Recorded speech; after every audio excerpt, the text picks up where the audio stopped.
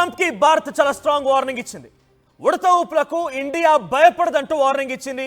అయితే ఎన్ని టారిఫ్లు వేసినా వెనక్కి తగ్గేదేలే అంటోంది భారత్. వాణిజ్య ఒత్తిళ్లకు ఎప్పటికీ మేము వెనకడుగు వేయబోమని చెప్పి కేంద్ర మంత్రి పీయూష్ గోయల్ చాలా స్పష్టంగా మాట్లాడుకొచ్చారు. 6.5% వృద్ధితో ఇండియా దూసుకెళ్తోంది.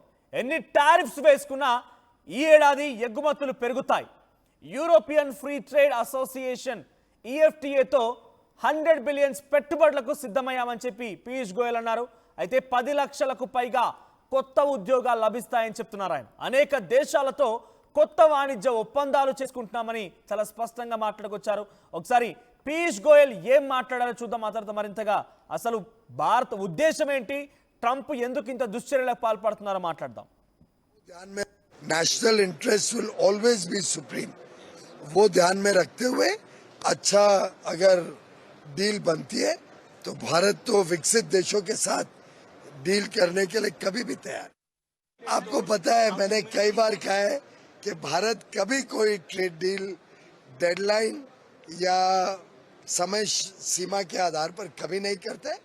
जब डील अच्छी बन जाए, पूरी तरीके से पक जाए और देश हित में हो, तब उसको हम स्वीकार करें.